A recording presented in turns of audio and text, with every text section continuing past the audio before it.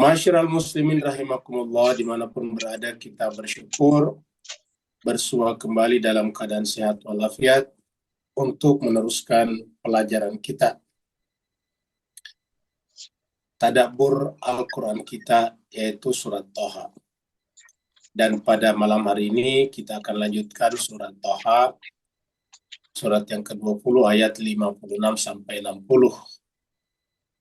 Tapi sebelum kita lanjut, kita sampaikan mewakili semua jemaah di Indonesia, di Singapura, dan di Malaysia, dan dimanapun berada, kita mengucapkan turut berduka, berbelasungkawa yang sedalam-dalamnya atas berpulangnya ke rahmatullah salah seorang daripada ustadz kita, pejuang kita, yaitu Al-Ustadz Andi Muhammad Safwan bin Andi Nyompa, yang telah berpulang kemarin malam dan telah dikuburkan pada hari ini jam 3 sore tadi.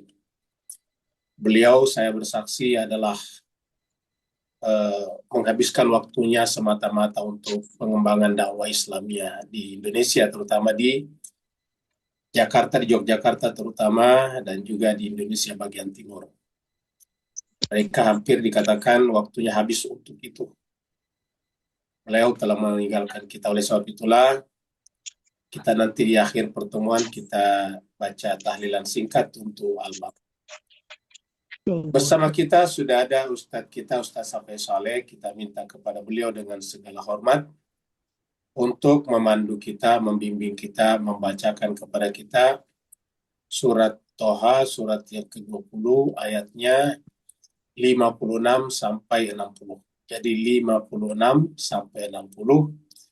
Dan mari kita masuk ke screen sambil mempersilakan kepada Ustadz kita, Ustadz Safai Saleh, untuk membacakan ayat-ayat tersebut. Fadil Ustadz. Syukran, syukran, alhamdulillah. Assalamualaikum warahmatullahi wabarakatuh. Waalaikumsalam warahmatullahi wabarakatuh. أعوذ بالله من الشيطان الرجيم. بسم الله الرحمن الرحيم. أعوذ بالله من الشيطان الرجيم. بسم الله الرحمن الرحيم. ولقد أريناه آياتنا كلها فكذب وأبى. ولقد أريناه آياتنا كلها فكذب وأبى. وقال أجئتنا لتخرجنا من أرضنا بسحرك يا موسى. قال أجئتنا لتخرجنا من أرضنا بسحرك يا موسى. فلنأتينك بسحر مثله فاجعل بيننا وبينك موعدا. فلنأتينك بسحر مثله فاجعل بيننا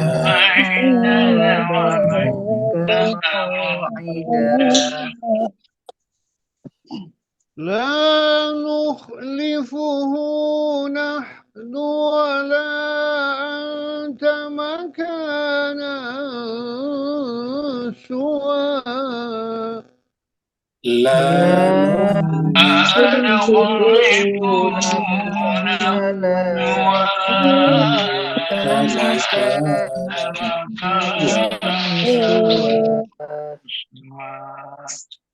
قال موعدكم يوم الزينة وأن يحشر الناس ضحى قال موعدكم يوم الزنا وأن يحشر الناس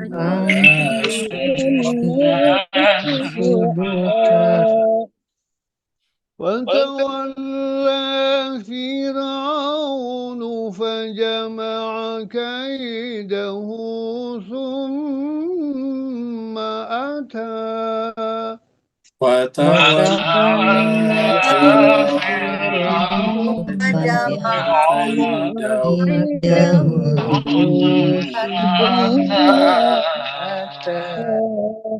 صدق الله العلي العظيم صدق الله العلي اللهم صل وسلم وزد وبارك على رسول الله آله الأطهار رسول الله وآله الأطهار اللهم صل على محمد وعلى محمد اللهم صل اللهم صل على محمد وعلى اللهم صل على اللهم صل على محمد محمد وعجل فرجهم الشهيد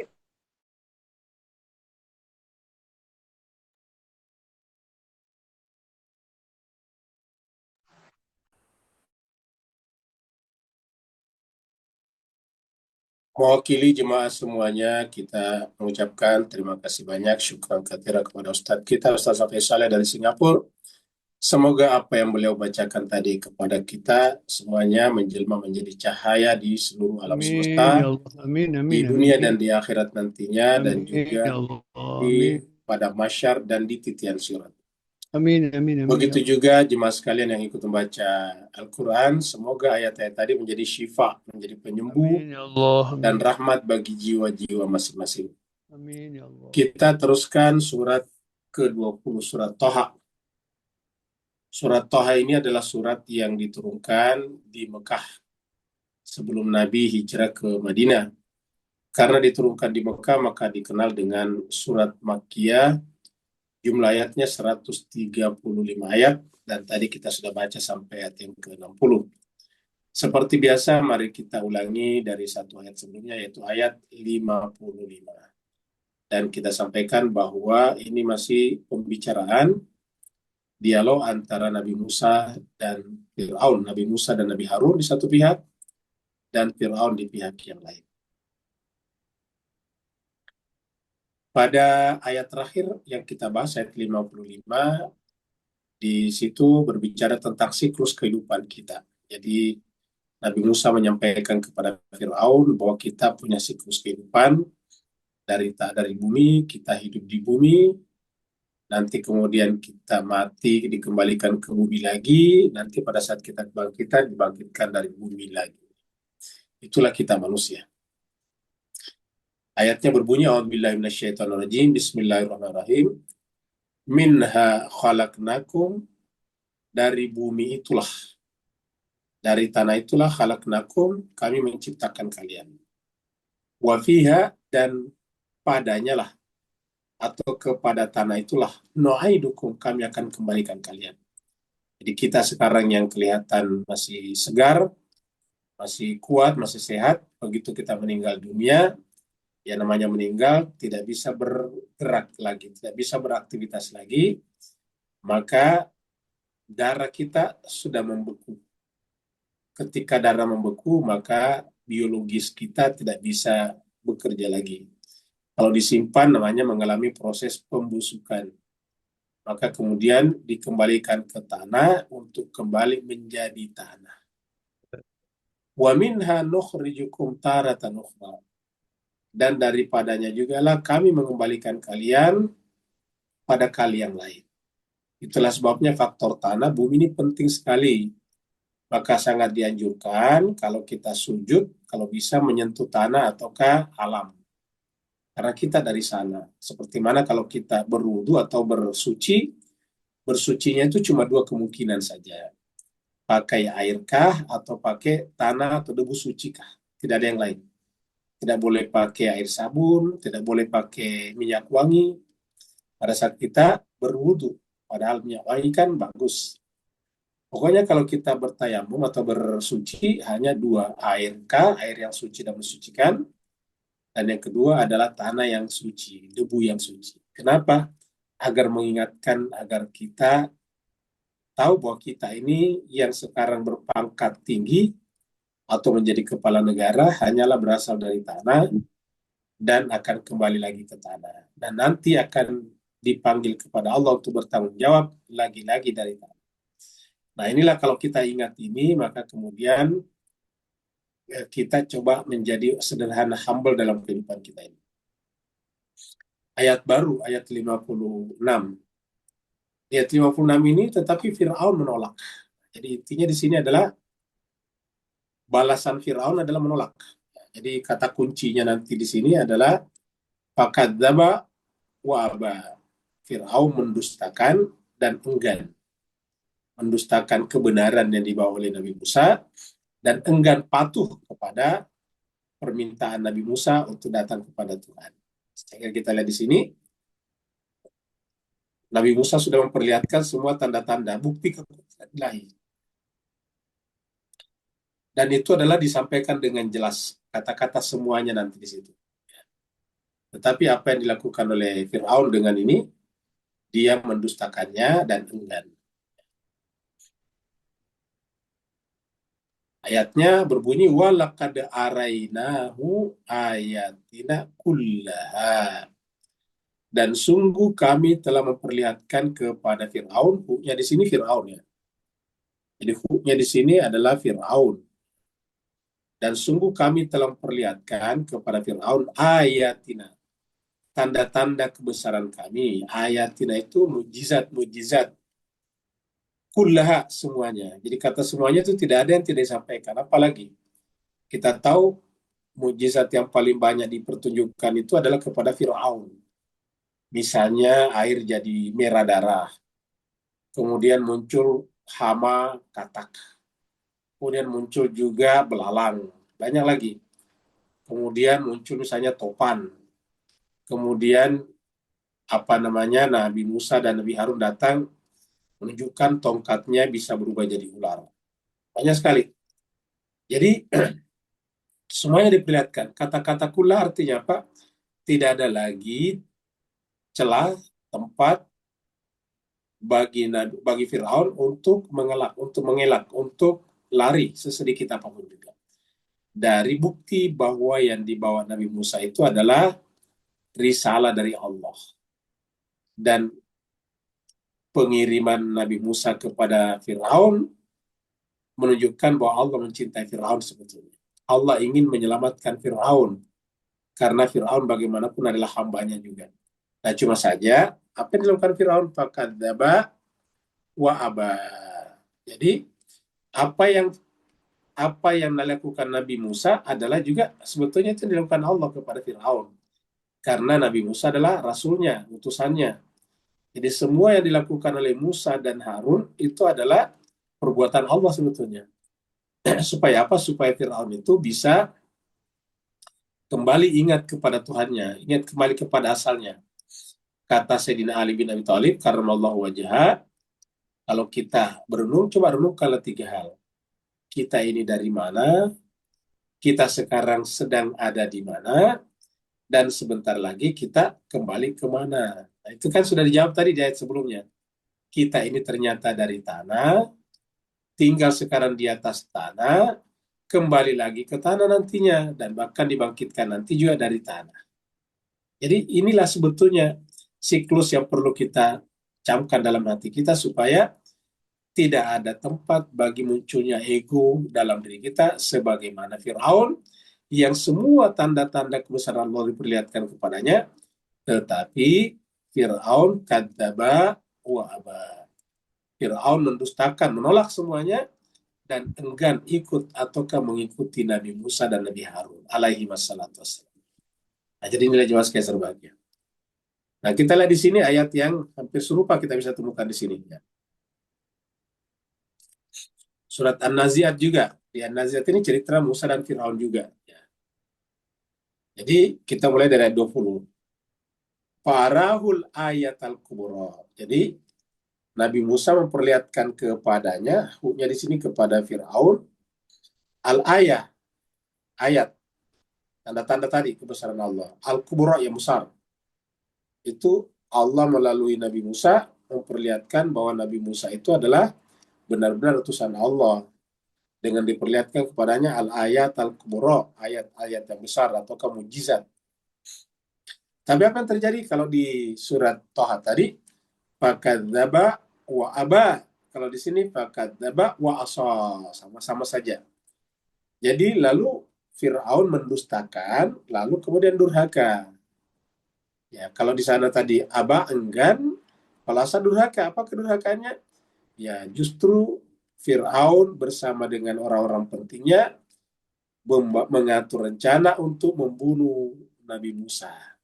Jadi durhaka. Fakadzaba wa asa. Jadi dia mendustakan lalu kemudian durhaka. Summa adbara yas'a, lalu kemudian dia berpaling meninggalkan Musa dan Harun, dan ternyata bukan mengalah, bukan kembali melakukan kontemplasi atau perenungan, tetapi mengatur siasat. Fahasyara, dia mengatur siasat, mengumpulkan rakyatnya, fanada, lalu kemudian berseru seraya menegaskan kembali bahwa dirinya adalah Tuhan.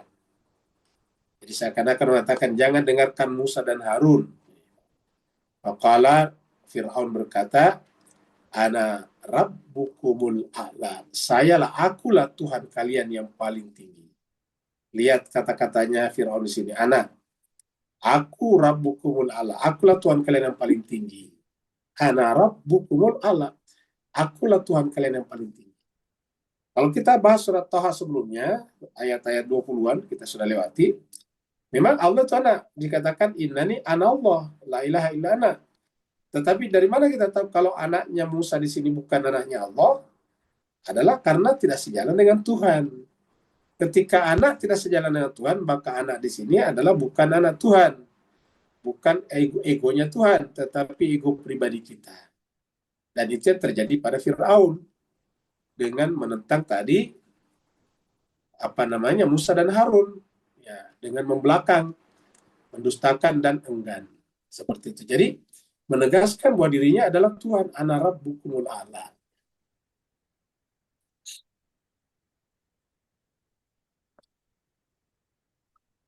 Lalu kemudian Nabi Musa diantaranya memperlihatkan mujizat. Tongkatnya dilempar, lalu kemudian jadilah ular.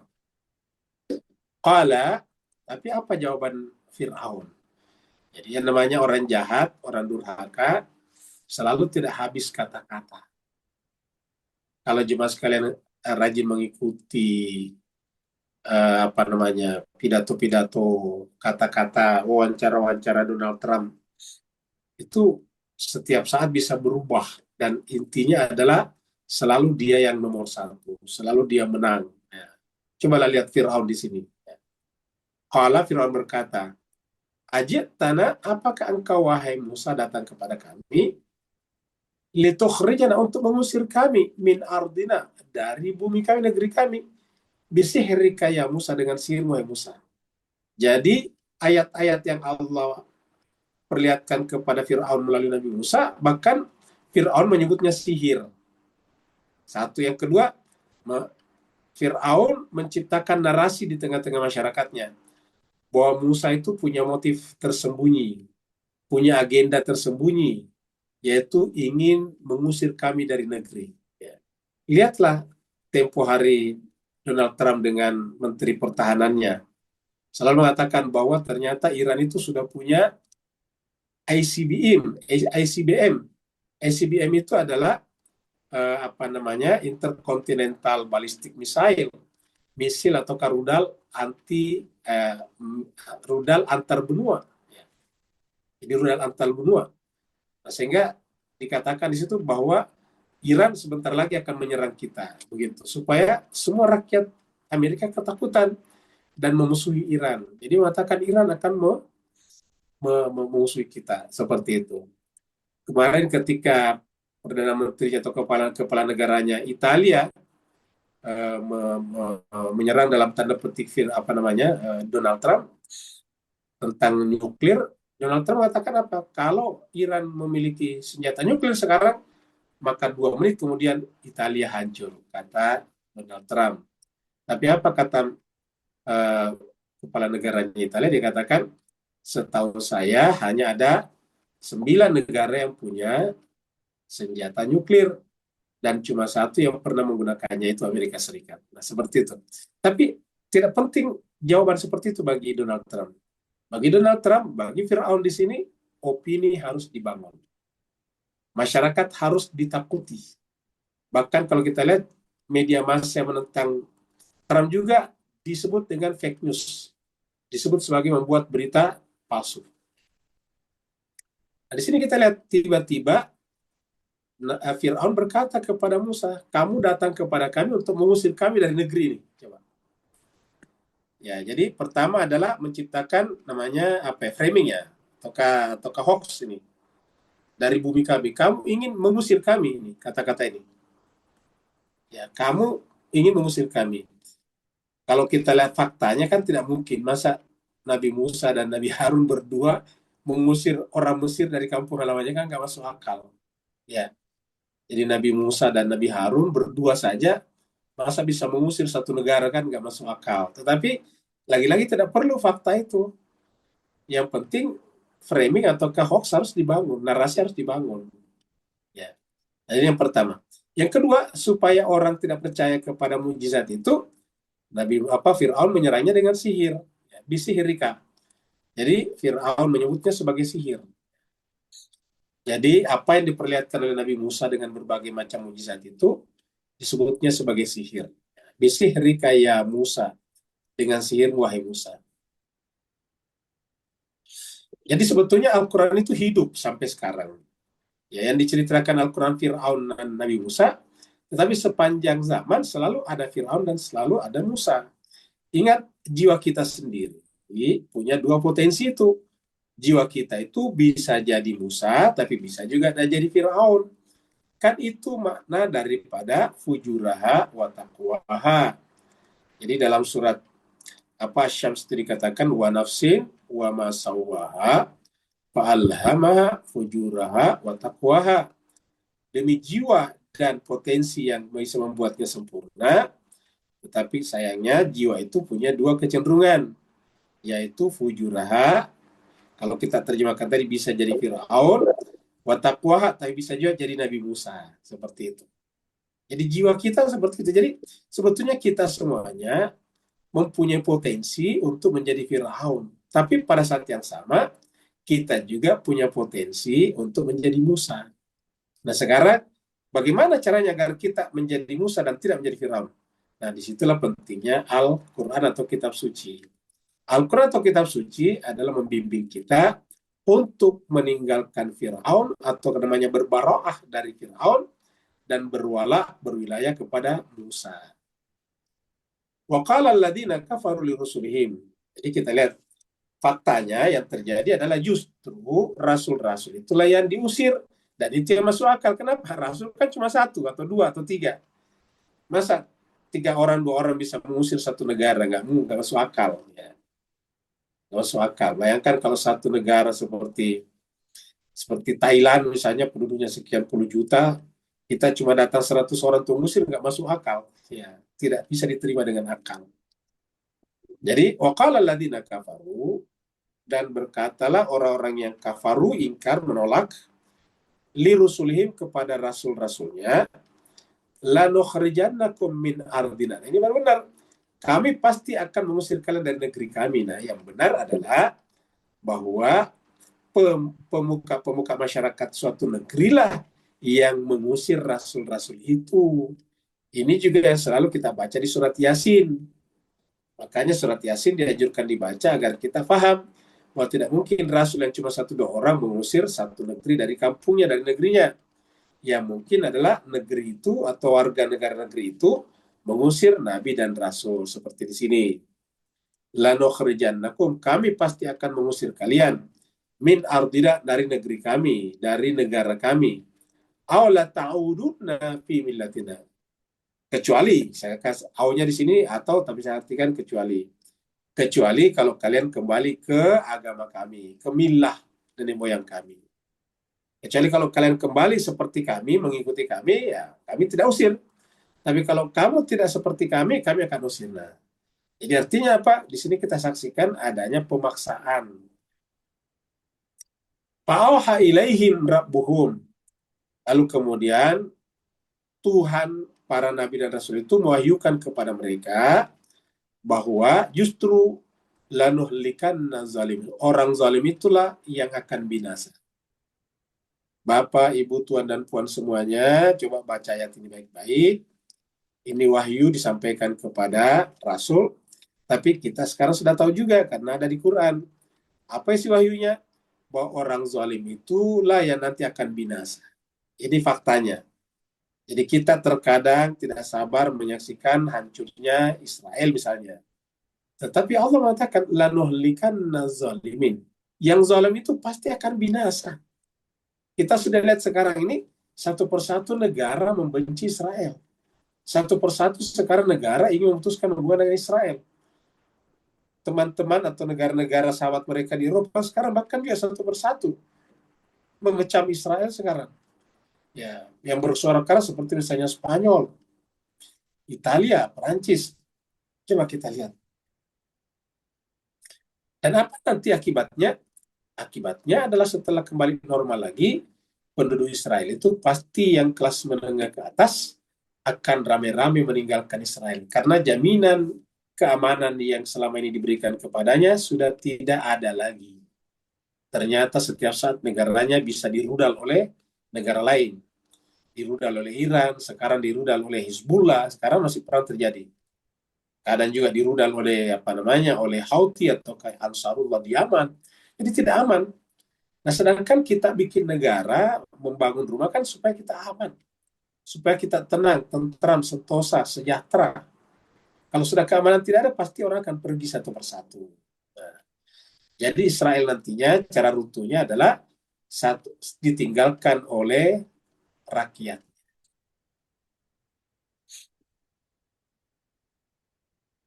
Ayat 58. Jadi ya, inilah dia taktik defensif daripada sang penguasa.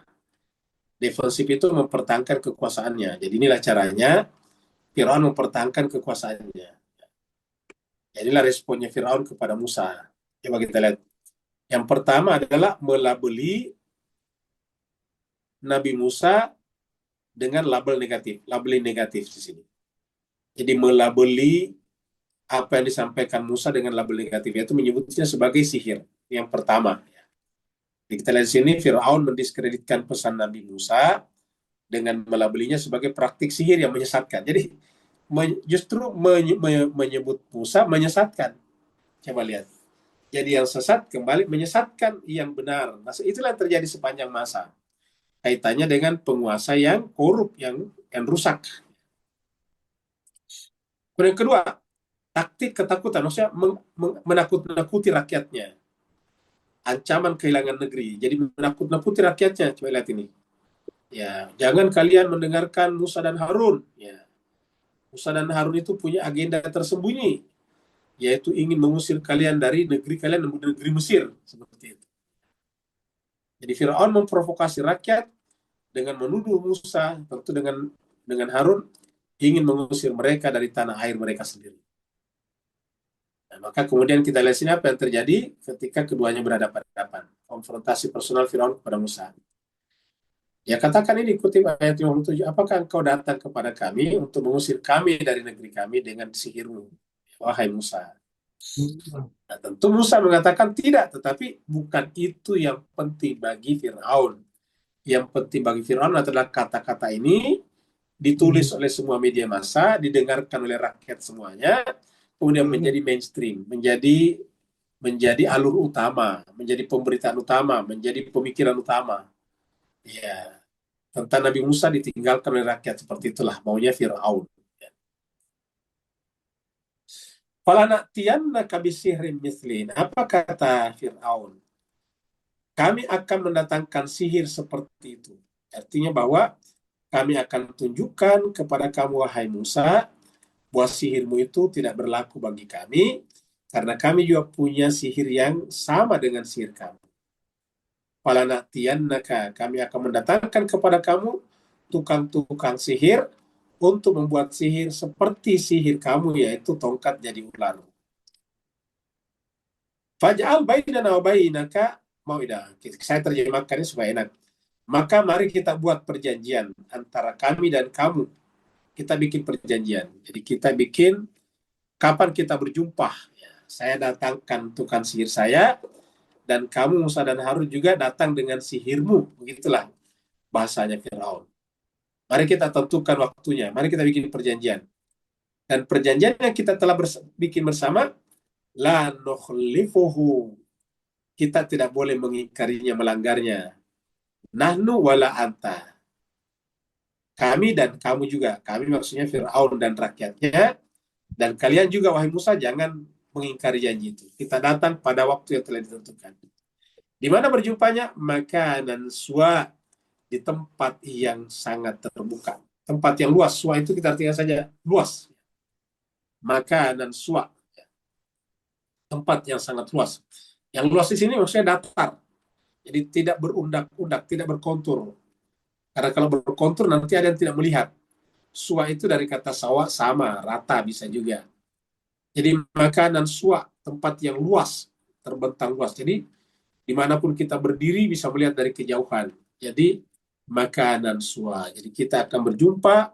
Jadi yang kita sepakati adalah sebuah tempat yang besar, yang bisa ditonton oleh seluruh manusia, masyarakat pada saat itu. Itulah surat Al-Araf. Yuridu an yukhrijakum min ardikum. Jadi ini kata-kata Fir'aun diabadikan juga dalam surat 7. Surat Al-Araf ayat 110.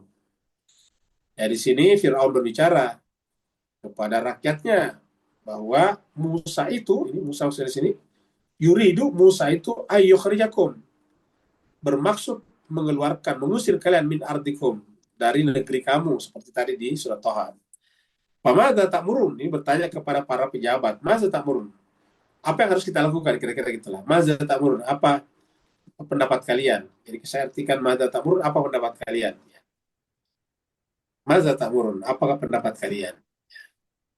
Jadi katakan di sini, qalu, mereka menjawab, para pejabat, para petinggi daripada Fir'aun menjawab, arjih, wa akhahu, tahanlah Musa dan saudaranya itu Harun. Tahan di sini, maksudnya tahan, jangan sampai dia lari. Ya, dia pikir Musa dan Harun lari, takut. Ya. Wa arsil, dan kirimlah fil madain, di semua kota di seluruh Mesir, untuk mencari tukang sihir, lalu berkumpul hasyirin, berkumpul nanti di pusat kota. Dikirimlah pejabat atau orang untuk mencari pesihir-pesihir handal, pesihir-pesihir ahli, lalu kemudian berkumpul di alun-alun atau di tempat yang luas di kota. Ya'tu kabikulli sahirin alim. Maka tukang-tukang sihir itu nantinya akan membawa kepadamu, wahai Tuan Fir'aun, setiap sihir yang luar biasa, yang sihir yang terampil, sihir yang luar biasa. Sebenarnya sihir yang ilmu sihirnya mumpuni. Kata-kata alim sini maksudnya ilmu sihir. Ilmu sihirnya yang luar biasa. Jadi seperti ini.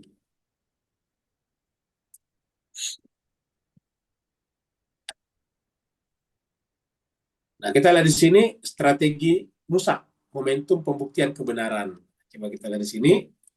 Nah, sekarang karena yang mengajak, yang menantang adalah Firaun, tentu yang menentukan syarat adalah Nabi Musa.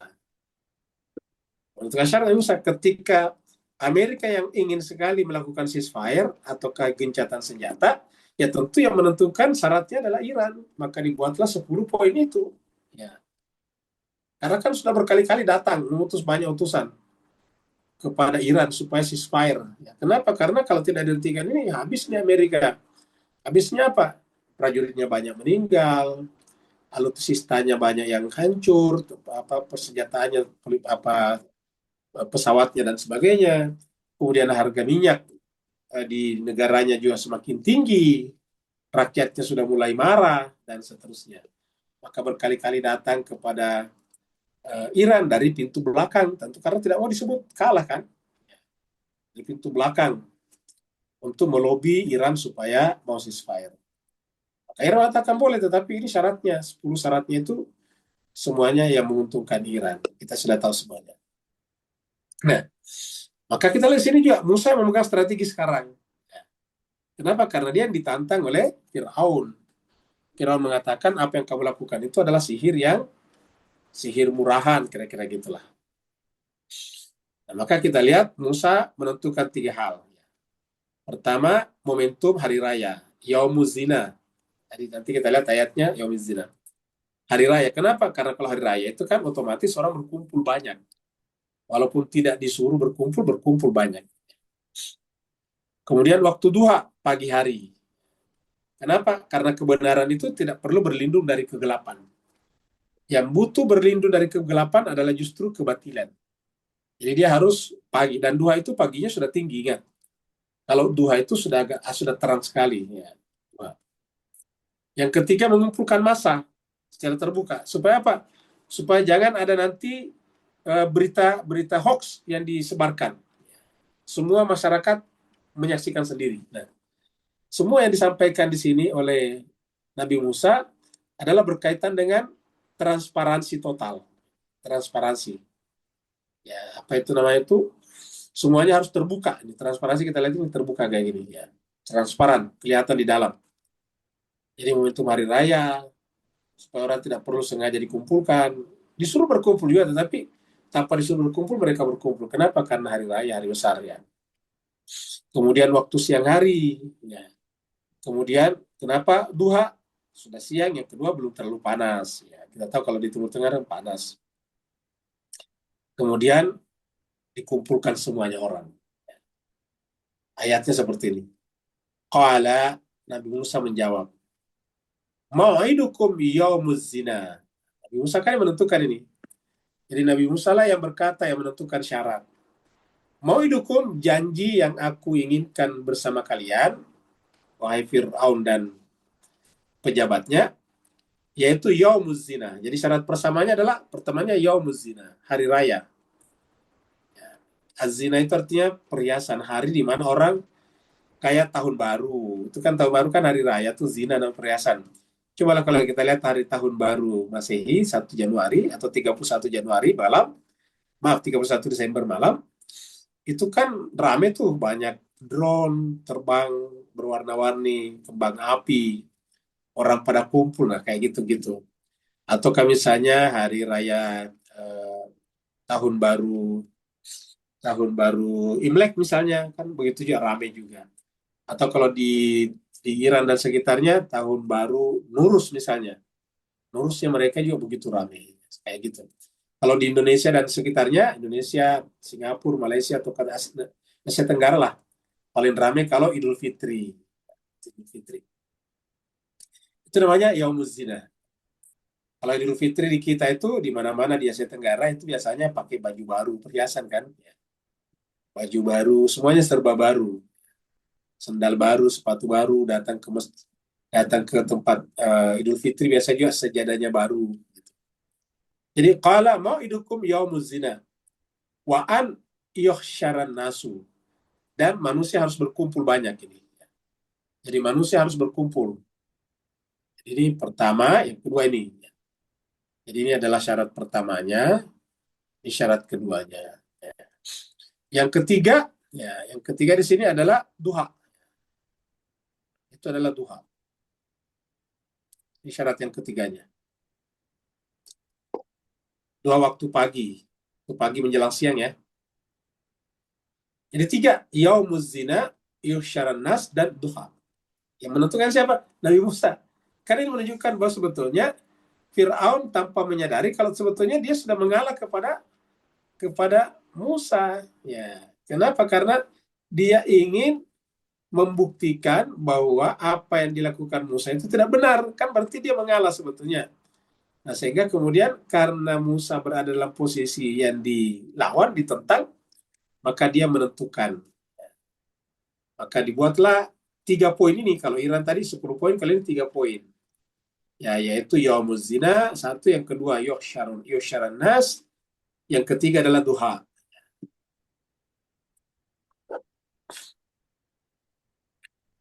Ini kita nanti ketemu di surat Taha juga, tapi ayat 87. Masih 30-an ayat lagi ke sana ya. 20-an ayat lagi. Qalu, mereka berkata, ma akhlafna mau'idaka. Kami tidak mungkin melanggar perjanjian itu. Ya. Bimalkina, tapi ini berbicara bukan lagi Fir'aun, tetapi ini berbicara tentang umatnya Nabi Musa, yang setelah Nabi Musa meninggalkan mereka pergi ke Gunung Tursina, tiba-tiba mereka mengingkari perjanjiannya dengan Nabi Musa untuk mengikuti Harun, gitu. Ternyata sepeninggal Nabi Musa pergi ke Gunung Tursina, kemudian para pengikut Nabi Musa ya dari kalangan Bani Israel ini ternyata mengintimidasi Harun, lalu mengangkat secara sepihak, secara musyawarah versi mereka, yaitu Samiri. Nah, Samiri itulah yang kemudian merusak agama Musa. Ya, ingat. Kenapa? Karena dia dipilih oleh masyarakat, bukan dipilih oleh Allah. Samiri. Yang dipilih oleh Allah melalui nabinya adalah Harun, tetapi ditolak, ditentang. Ya. Maka sekarang Nabi Musa bertanya kepada mereka tentang perbuatan mereka. Mereka mengatakan, Bani Israel mereka mengatakan, ma akhlafna mau'idaka bimalkina. Kami tidak mengingkari janji bersama kamu, wahai Musa, atas kemauan kami, malkina, atas kekuasaan kami. Jadi kami bukan maunya kami. Jadi artinya apa? Inilah bahayanya kalau orang tergantung kepada pihak lain. Inilah bahayanya kalau orang kehilangan kedaulatan kepada dirinya sendiri. Sebuah negara bisa saja merdeka, tapi belum tentu berdaulat. Sekarang di negara-negara dunia kebanyakan sudah merdeka, kecuali Palestina. Tetapi banyak sekali negara merdeka yang tidak berdaulat. Kenapa? Karena didiktekan kepadanya kepentingan-kepentingan negara besar. Jadi tidak berdaulat. Walakinnahum milna. Jadi mereka tidak berdaulat pada dirinya. Bukan maunya kami untuk mengingkari perjanjian itu, akan tetapi humilna auzaran min zinatil qaum. Tetapi telah dibebankan kepada kami beban daripada perhiasan kaum, yaitu bahwa kulturnya kaum ini harus diselamatkan, macam-macam lah. Kemudian mereka harus tetap memelihara penyembahan kepada berhala, ya. Sedangkan zinatil kaum, kita artikan zinatil kaum di sini adalah kultur lama mereka. Fakadafnaha, ya. Fakadafnaha, lalu kami mengumpulkan itu, dalam hal ini mengumpulkan emas, lalu kemudian kami melemparkan itu ke api. Fakadzalika alqas Samiri, dan itulah yang dilakukan juga Samiri. Jadi mereka ikut-ikutan pada Samiri. Fakadzalika alqas Samiri. Nah, jadi nanti kita melihat di sini begitu susahnya orang merdeka, berdaulat pada dirinya. Fir'aun dan rakyatnya tidak berdaulat. Mereka merdeka, Mesir merdeka, tapi tidak berdaulat. Begitu juga nanti Bani Israel. Bani Israel itu adalah merdeka setelah keluar dari Mesir. Dimerdekakan oleh Musa, tetapi mereka tidak berdaulat. Mereka masih bisa dipaksa dalam tanda petik oleh Samiri. Nah, jadi menjadi berdaulat pada diri sendirilah paling berat. Dan yang bisa berdaulat kepada dirinya sendiri adalah orang yang di dalam jiwanya hanya ada kalimat la ilaha illallah. Dicontohkan adalah Nabi Yusuf di dalam surat Yusuf ketika masuk penjara. Nabi Yusuf memang dimasukkan dalam penjara karena dipaksa, karena ditipu dayai oleh perempuan-perempuan itu, tetapi Nabi Yusuf tetap berdaulat pada dirinya di penjara. Jadi dia tidak merdeka, tapi berdaulat pada dirinya. Ada orang merdeka, tapi tidak berdaulat pada dirinya. Yusuf adalah tidak merdeka karena di penjara, tetapi dia berdaulat pada dirinya sendiri.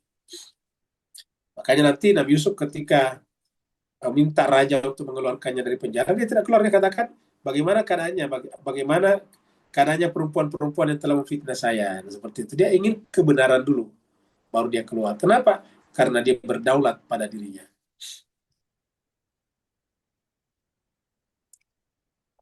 Ayat terakhir.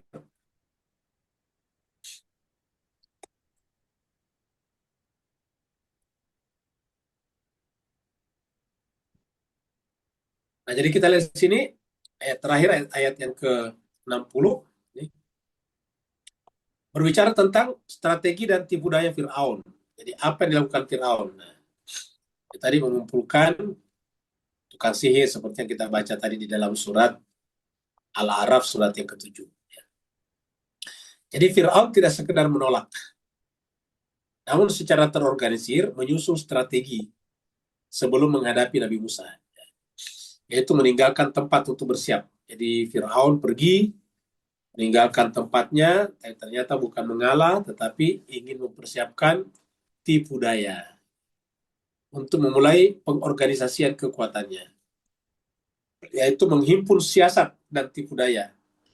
Lalu kemudian datang kembali pada waktunya yang telah ditentukan oleh Nabi Musa. Jadi jam ini di belakang ditentukan oleh Nabi Musa.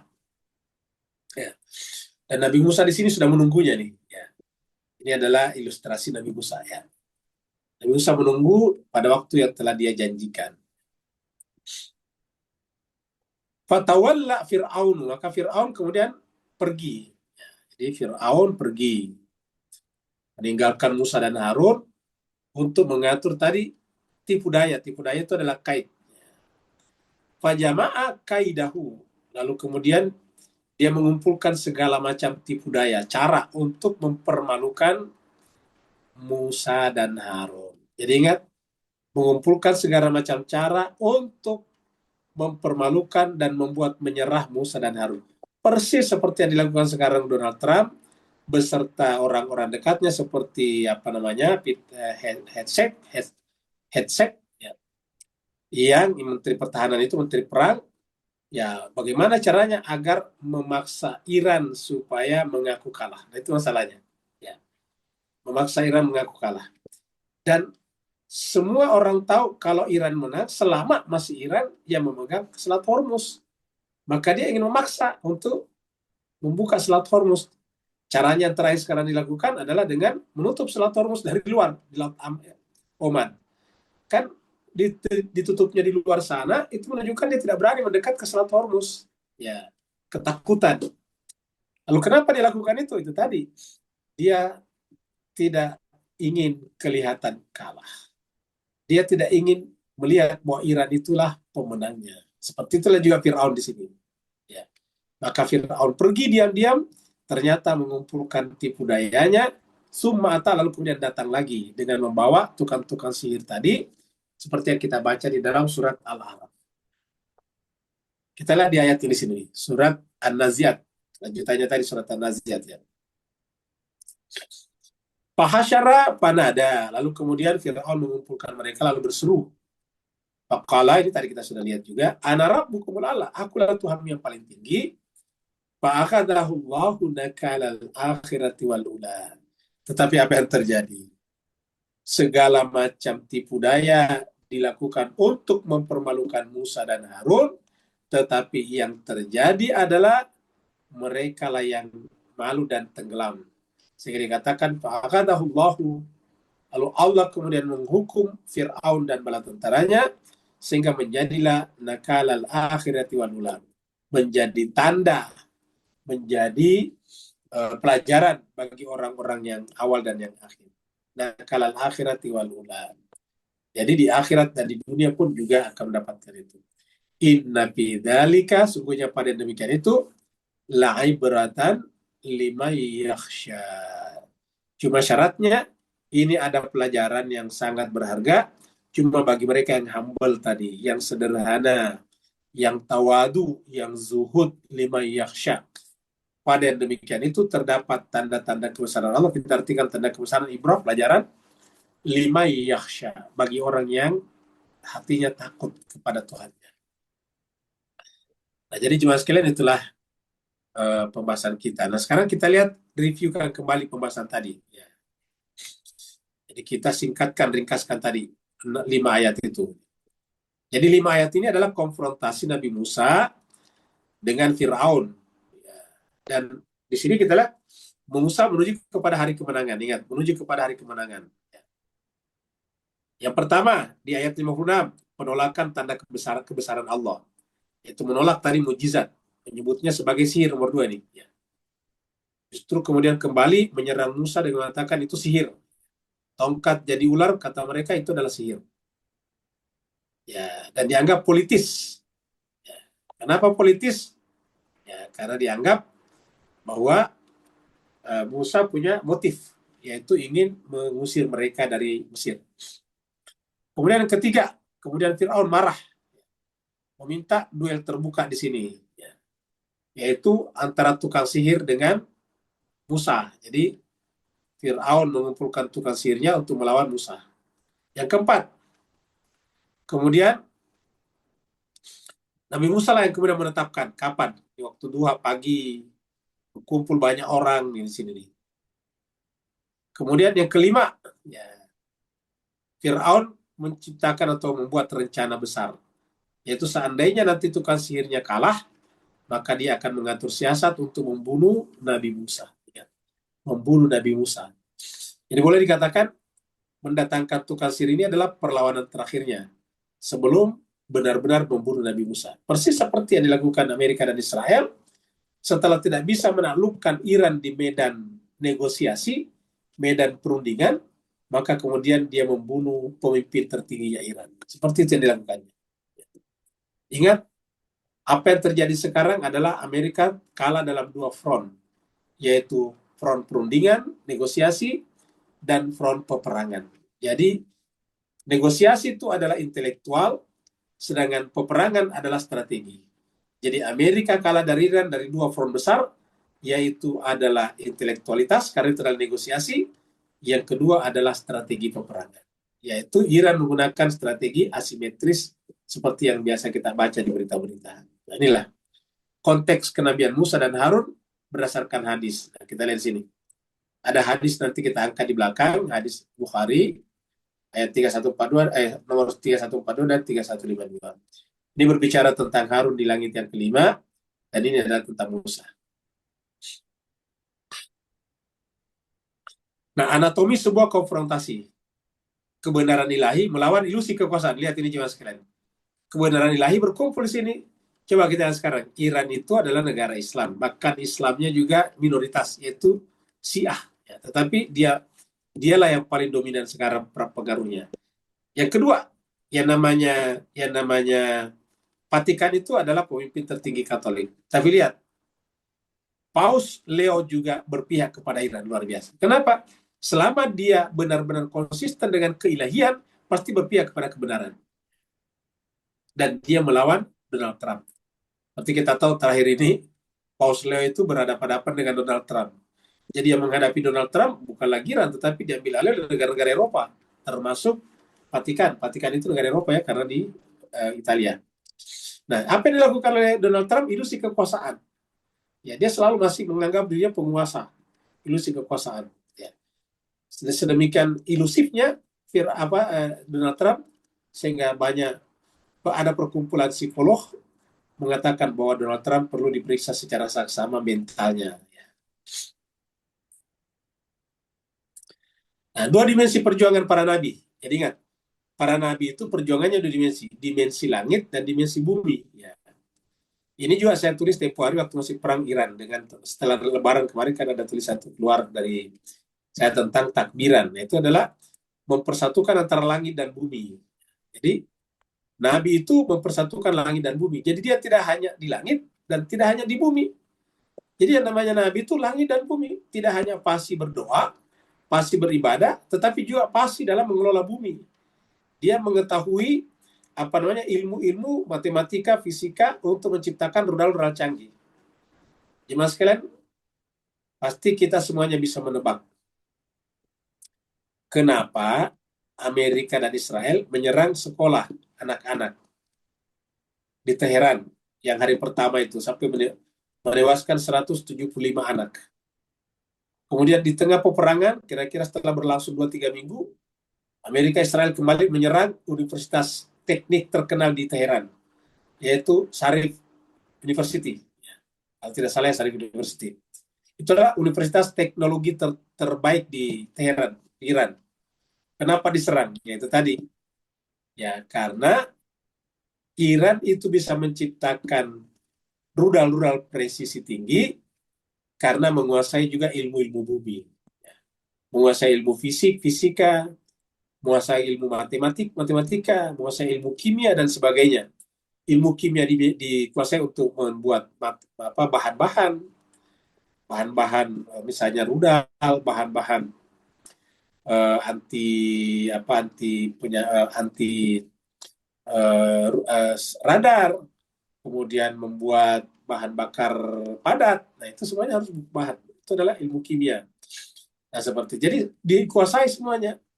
Ya, jadi ingat, perjuangan para nabi adalah dimensi langit dan dimensi bumi. Penghormatan tertinggi dan pengakuan abadi bagi para pembawa kebenaran.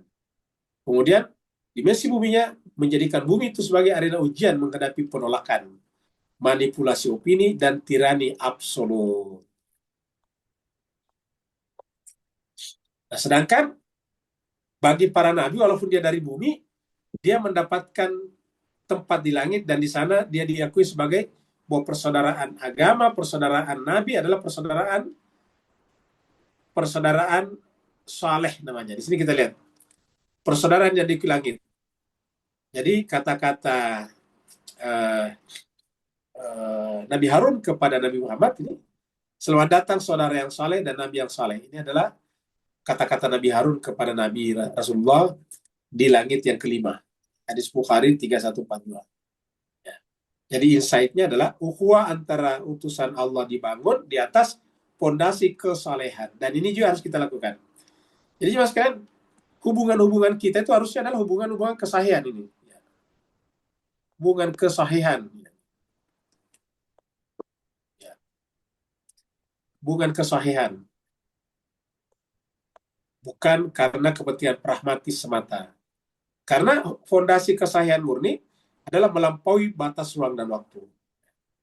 Harun, pendamping setia di bumi, kini menjadi penyambut agung di langit. Ini kata-kata ini bagus. Harun yang tadinya menjadi pendamping setia di bumi, kini menjadi penyambut agung di langit. Dan kita sudah sampaikan beberapa hadis sebelumnya, bahwa di sisi Nabi punya Harun juga, Nabi Muhammad. Jadi Nabi Muhammad berkata kepada Sayyidina Ali, wahai Ali, tidak senangkah kamu untuk menjadi seperti Harun di sisi Nabi Musa. Harun pendamping setia di bumi, tapi kini menjadi penyambut agung di langit. Kepemimpinan yang menutup ufuk telah ditampakkan kepadaku, kata dalam hadis Bukhari, kata Nabi Muhammad, kita sama-sama berkenaan dengan Nabi Musa. Ya. Telah ditampakkan kepadaku umat-umat, dan aku melihat ada kumpulan warna hitam. Ingat, warna hitam yang sangat banyak menutupi ufuk. Lalu dikatakan, inilah Nabi Musa beserta kaumnya. Ya, ingat, Nabi Musa itu dipadankan dengan Nabi Muhammad, Harun dipadankan dengan Sayyidina Ali bin Abi Thalib.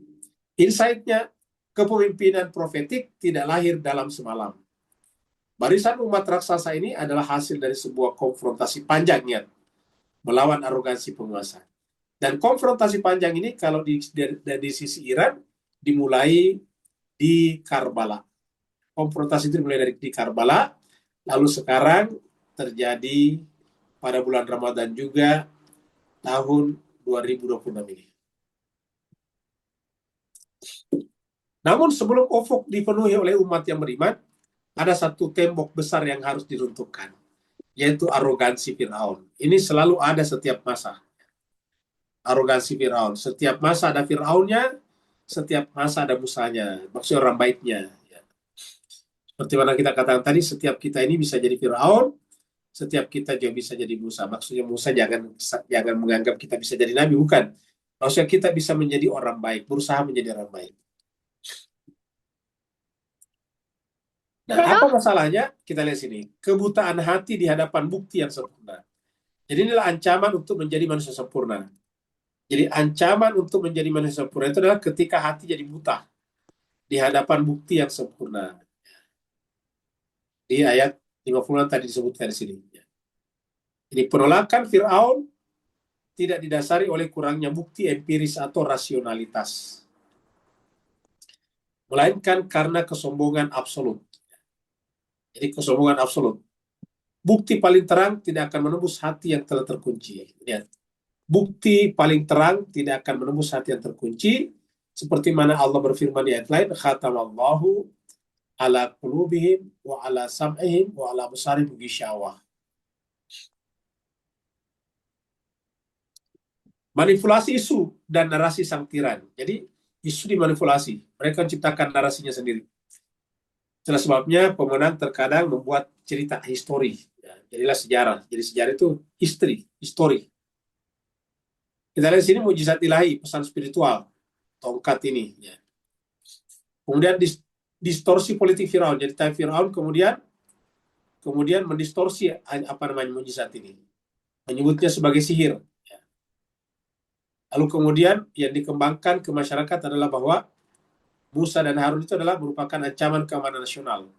Dibuat jadi isu politik. Ya. Padahal ini kan sebetulnya hanya masalah teologi, tapi diubah menjadi isu politik. Jadi kita lihat sini, ya. Taktik framing, ya, framingnya Fir'aun ya. Framing itu mengubah fakta menjadi bahasa lain. Jadi kayak foto dikasih framing. Ya. Jadi yang pertama adalah degradasi teologis. Jadi tiba-tiba tanda kebesaran Allah, ayat Allah disebut sebagai sihir. Ya. Maka di situ terjadi namanya degradasi teologis. Menurunkan derajat mujizat menjadi sekedar sihir buatan manusia. Yang kedua adalah mobilisasi ketakutan. Ya.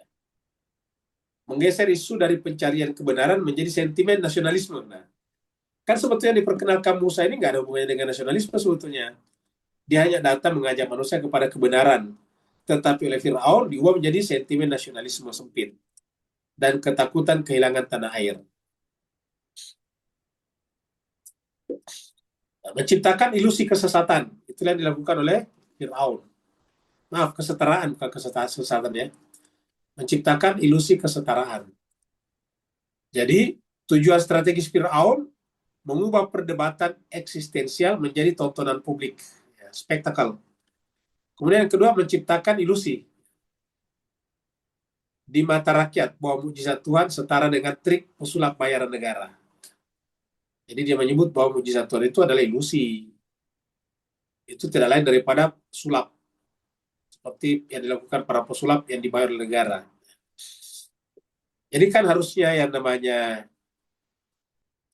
perdebatan kebenaran tidak perlu jadi spektakel sebetulnya, tidak perlu jadi tontonan publik. Jadi ini kan kalau yang namanya diskusi tidak perlu dipertontonkan secara publik karena bukan untuk itu, percuma. Karena publik belum tentu butuh dengan itu. Tapi itulah yang diinginkan oleh Fir'aun. Tetapi apa yang dilakukan oleh Nabi Musa? Memilih gelanggang transparansi. Tidak boleh ada disembunyikan. Jadi memilih gelanggang transparansi. Tidak boleh ada disembunyikan. Bahkan disebutnya transparansi absolut. Coba kita lihat sini. Ke atas ini. Ya. Ke atas ini adalah Nabi Musa memilih waktu. Pagi atau duha. Sedangkan yang ke atas ini adalah hari raya. Jadi hari raya orang berkumpul banyak. Dan hari siang. Nah, disitulah hari gelanggang transparansinya.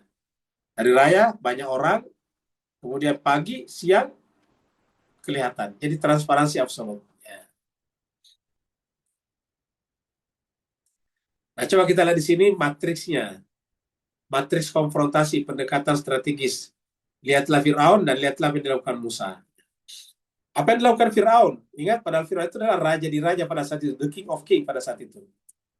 Tapi dia menganggap kebenaran itu hanyalah sihir dan ilusi visual. Yang kedua, ini di sisi Fir'aun ya, sihir dan ilusi visual. Tapi di sisi Musa, mujizat dan transparansi fakta. Jadi itu adalah transparansi fakta. Kemudian Fir'aun mempertahankan status quo kekuasaan. Sedangkan Musa membebaskan akal dan tauhid mereka, manusia. Jadi Musa bukan ingin merebut kekuasaan, sama sekali enggak. Justru Musa ingin memberikan kembali kedaulatan kepada setiap orang pada dirinya. Namanya membebaskan akal, sehingga mereka sampai kepada derajat tauhid. Dari Fir'aun, manipulasi opini dan ruang tertutup. Sedangkan dari sisi Musa, ujian terbuka di bawah cahaya duha. Tidak ada yang disembunyikan. Kalau kebatilan kan selalu mencari kegelapan untuk bersembunyi di sana.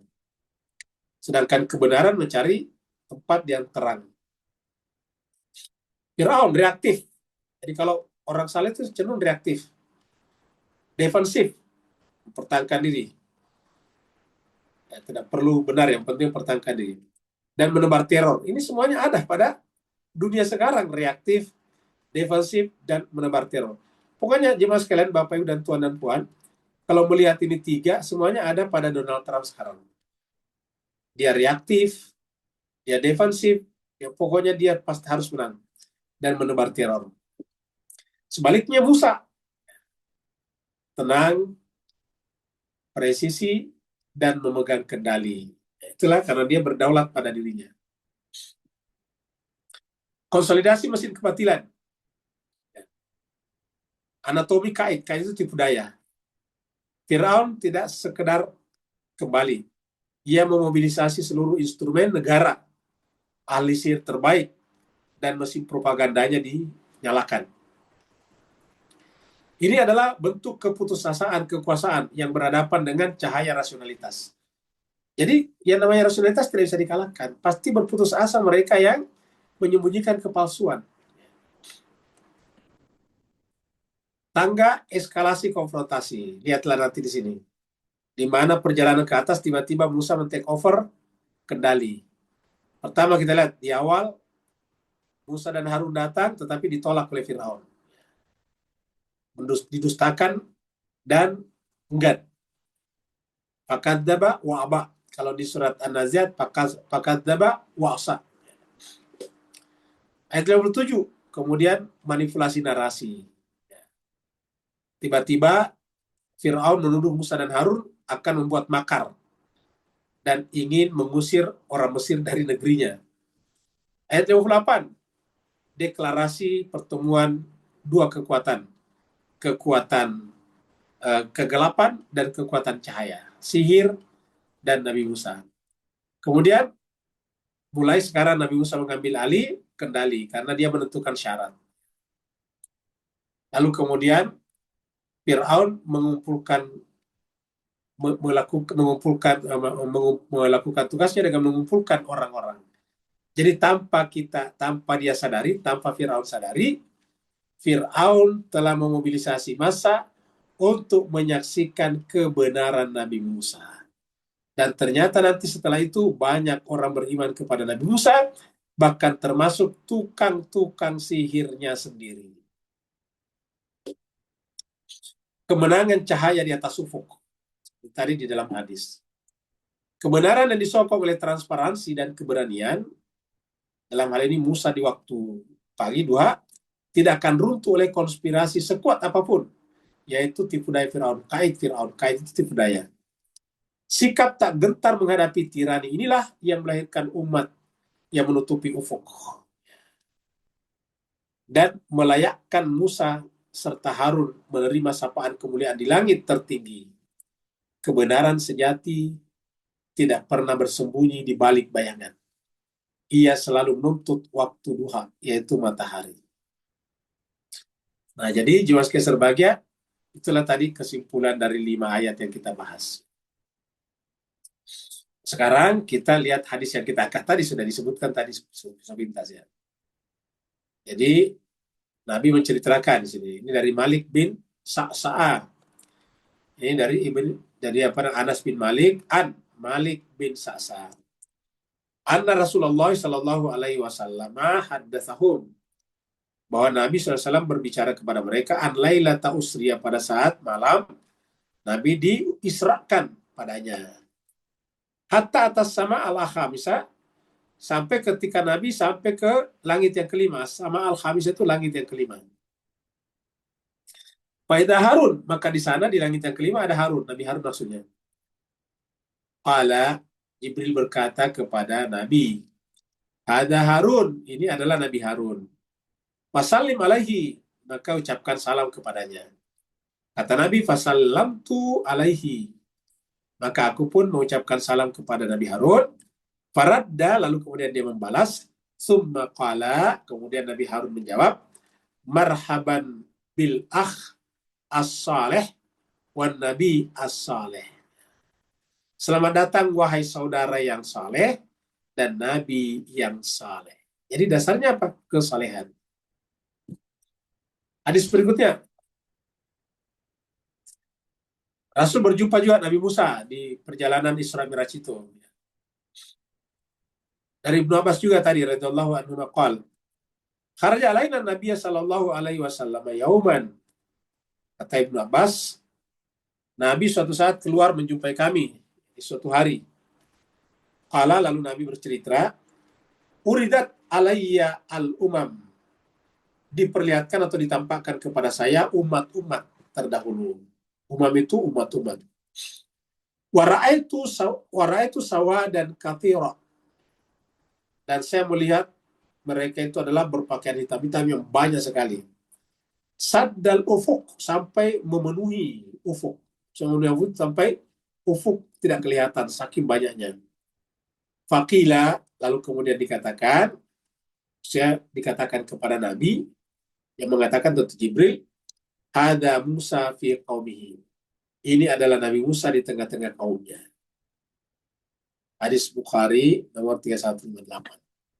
Semoga bermanfaat. Kalau benar dari Allah SWT, kalau salah dan khilaf, dari kesalahan dan khilafan Al-Fakir sendiri, mohon dimaafkan. Yang mau bertanya, dipersilakan. Assalamualaikum, Pak. Waalaikumsalam warahmatullahi wabarakatuh. Silakan Pak Nur. Alhamdulillah, barakallahu fiikum. Assalamualaikum Muhammad.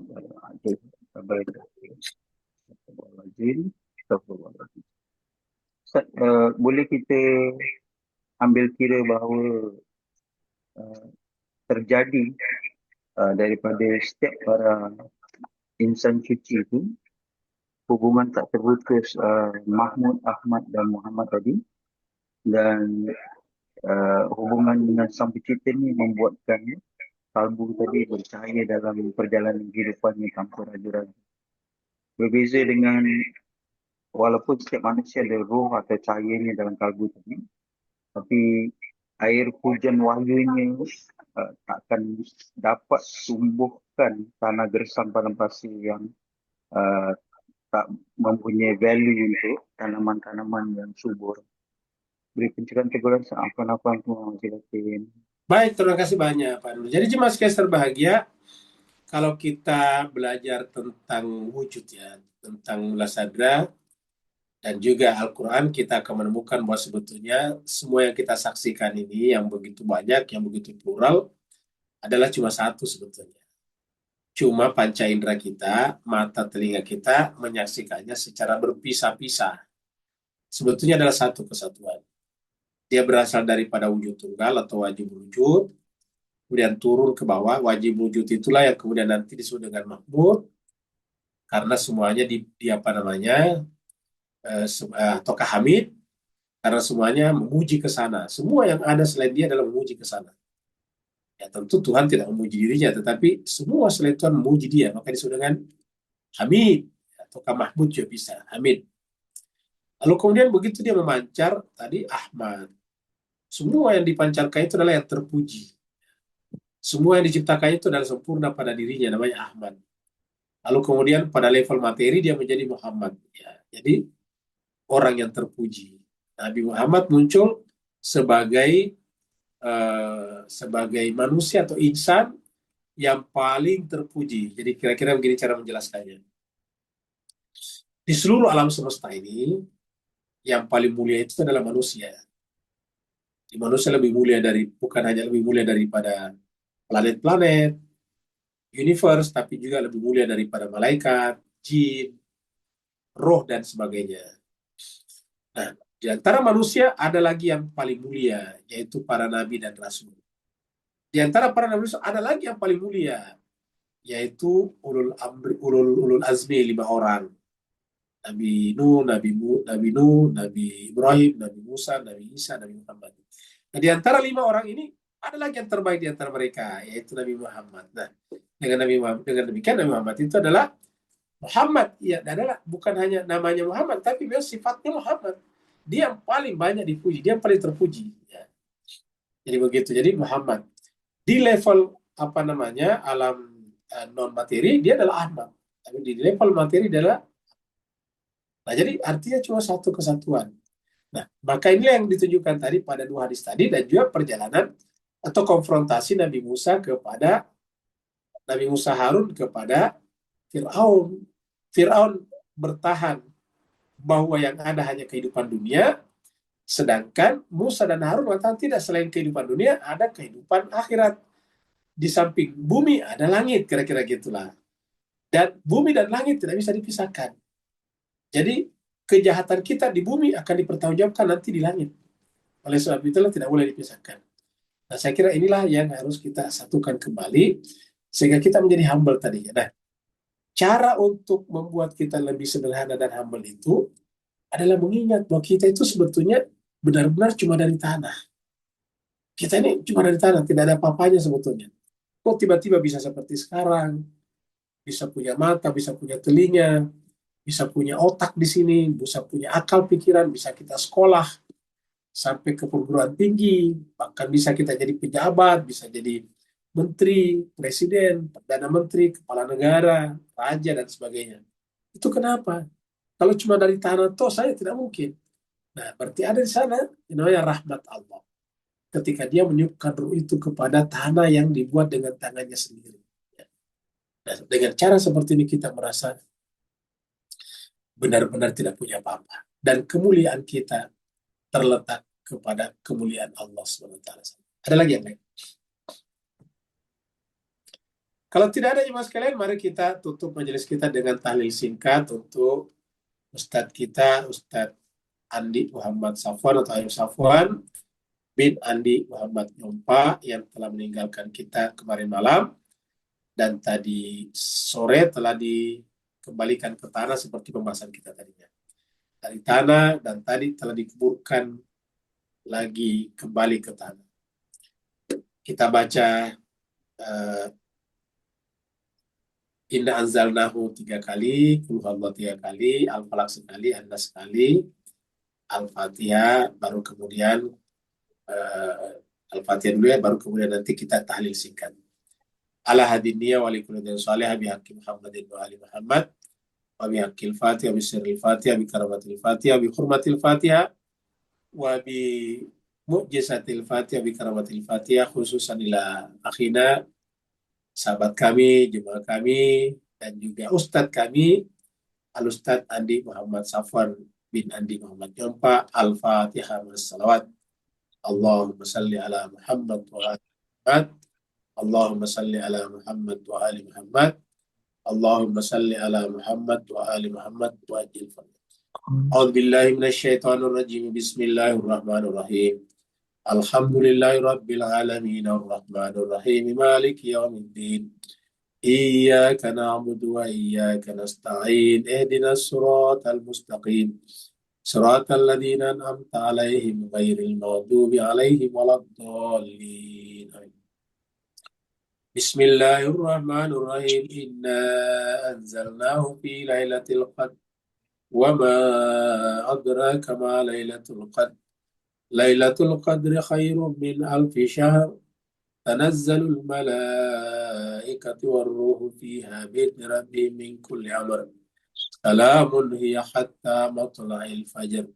Bismillahirrahmanirrahim. Inna anzalnahu fi lailatul qadr.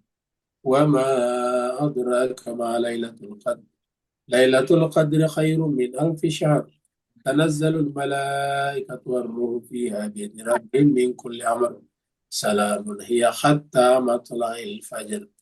Bismillahirrahmanirrahim. Inna anzalnahu fi lailatul qadr. Wa ma adraka ma lailatul qadr. Lailatul qadr khairun min alfi syahr. Tanazzalul malaikatu warruhu fiha bi'idzni rabbihim min kulli amr. Salamun hiya hatta matla'il fajr. Bismillahirrahmanirrahim. Qul huwallahu ahad. Allahus samad. Lam yalid wa lam yulad wa lam yakul lahu kufuwan ahad. Bismillahirrahmanirrahim. Qul huwallahu ahad. Allahus samad. Lam yalid wa lam yulad wa lam yakul lahu kufuwan ahad. Bismillahirrahmanirrahim. Qul huwallahu ahad. Allahus samad.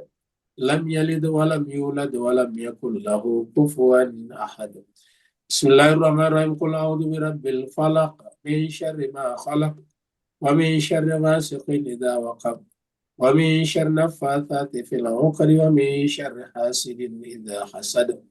Bismillahirrahmanirrahim. Qul a'udzu birabbin nas, malikin nas, ilahin nas, min syarril waswasil khannas, alladzi yuwaswisu fi sudurin nasi minal jinnati wan nas. Afdalul dzikri fa'lam annahu la ilaha illallah hayyul ma'bud. La ilaha illallah hayyul wajud. La ilaha illallah hayyul ma'bud. La ilaha illallah, la ilaha illallah, la ilaha illallah, la ilaha illallah, la ilaha illallah, la ilaha illallah, la ilaha illallah, la ilaha illallah, la ilaha illallah, la ilaha illallah, la ilaha illallah, la ilaha illallah. La ilaha illallah, la ilaha illallah, la ilaha illallah, la ilaha illallah, la ilaha illallah, la ilaha illallah, la ilaha illallah, la ilaha illallah, la ilaha illallah, la ilaha illallah, la ilaha illallah, la ilaha illallah. La ilaha illallah Muhammadur Rasulullah sallallahu alaihi wasallam. Jemaah sekalian, mari kita sama-sama berdoa untuk almarhum. Sebelum kita berdoa, saya sampaikan bahwa di Islam kita ini ada cara juga yang paling bagus untuk memberikan hadiah kepada orang yang meninggal di antara kita, yaitu namanya salat wahsya. Salat wahsya dianjurkan dilakukan di hari pertama al-mayyit masuk di alam kuburan. Ketika masuk di kuburan, dikuburkan, dan malamnya itu adalah salat wahsya. Yang belum salat wahsya tadi, bisa salat wahsya setelah acara ini, yaitu dengan 2 rakaat. Rakaat pertama baca tadi Inna zalnahu, Qul huwallahu falaq, dan Nas. Baru kemudian di rakaat kedua membaca surat Ayatul Kursi sebanyak 3 kali. Ayatul Kursi itu adalah 255, 256, dan 257. Mari kita sama-sama berdoa. Bismillahirrahmanirrahim. Alhamdulillahirabbil alamin. Hamdan syakirin hamdan hamid. Hamdan yu'ti ni'amahu wa yukaffiru ya rabbana lakal hamdu kama yanbaghi li jalali wajhika wa sultanik. Allahumma salli ala Muhammadin wa ala ali Muhammad. Allahumma rabbana ighfir lana dhunubana wa liwalidina warhamhuma kama rabbayana shaghira. ولجميع المسلمين والمسلمات والمؤمنين والمؤمنات الأحياء منهم والأموات برحمتك يا أرحم الراحمين. Khususan ila ustadina, akhina, saudara kami, sahabat kami, Al-Ustadz Andi Muhammad Safwan bin Andi Muhammad Yompa. Allahumma ghafir lahu warhamhu wa'afihi wa'fu anhu wa akrim nuzulahu wa simadakalahu warfa darajatahu wa dakhilhul jannata mal abrar ya aziz ya ghafar ya arhamar rahimin. Ya Allah, Tuhan kami, ampunilah segala dosa dan kesalahannya, maafkanlah khilaf dan alfanya, terimalah almarhum di sisi-Mu ya Allah Tuhan kami, lapangkanlah kuburannya, muliakanlah tempatnya di sana, tinggikanlah derajat dan kedudukannya, masukkanlah almarhum ke dalam golongan para nabi dan rasul, dan jadikanlah seluruh amal-amal ibadah almarhum sebagai amal jariah baginya.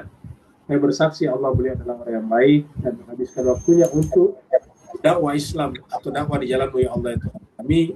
Sebagaimana Engkau menjanjikan siapa yang menolongmu akan kamu menolongnya, maka kami mohon kepada-Mu ya Allah, tolonglah perjalanannya ke sana agar mendapatkan tempat yang setinggi-tingginya dan semulia-mulianya, digabungkan dengan para nabi, para rasul, dan para syuhada. Kami juga bermohon kepada-Mu Allah Tuhan kami agar sahabat kami, jemaah kami Bapak Rum Hussein yang sakit dan mungkin akan mengikuti operasi bypass, perlancarlah prosesi operasinya, kembalikanlah kesehatannya seperti sedia kala, perlancarlah recovery-nya, dan berikanlah kesehatan yang prima kembali seperti dulu, agar bergabung dengan kami di majelis taklim ini, Allah Tuhan kami. Kami merindukan suaranya dan kehadirannya, Allah Tuhan kami.